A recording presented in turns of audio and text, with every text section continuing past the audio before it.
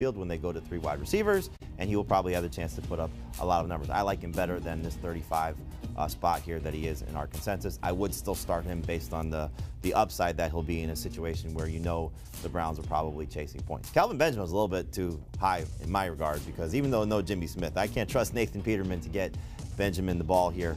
It could be tough sledding for Kelvin in his first game with Peterman as the starter. Let's talk about a couple guys here.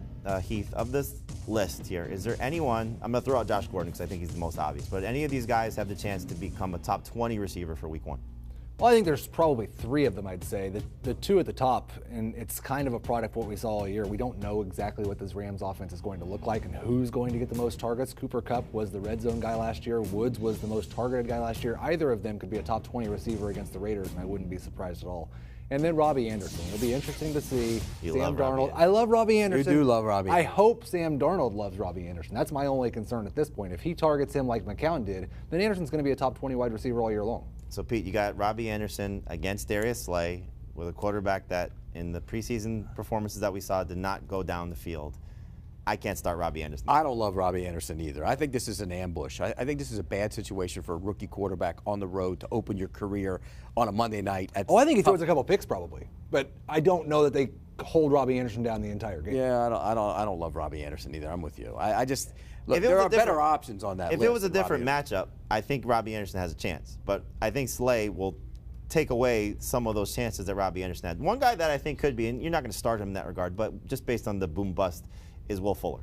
You know, what we've seen from him with Deshaun Watson, clearly the touchdown potential is there. So he could have one of those 2 touchdown games. It's just hard to trust him. One guy we still haven't shown yet, I don't know where he is in the ranking, but Kenny Stills.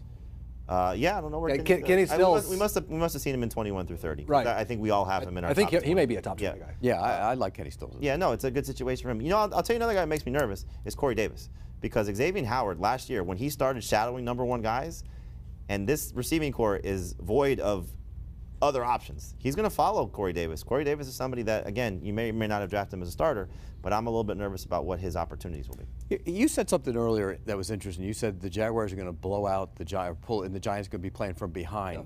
How are the Jaguars going to blow them out? Well, I guess their defense come around to Blake Bortles. Their defense probably they'll probably get a pick 6. They'll probably have Leonard Fournette score 2 touchdowns. He's a top 6 running back this week. Okay. Blake Bortles might fall into the end zone once, scrambling out of the pocket. All right. I just wanted to check on And I do hope that Austin Seferian-Jenkins plays because as we saw last year, as we saw in the first preseason game, the Giants cannot defend tight ends. All right, when we come back, we're going to get into our running back rankings, the position.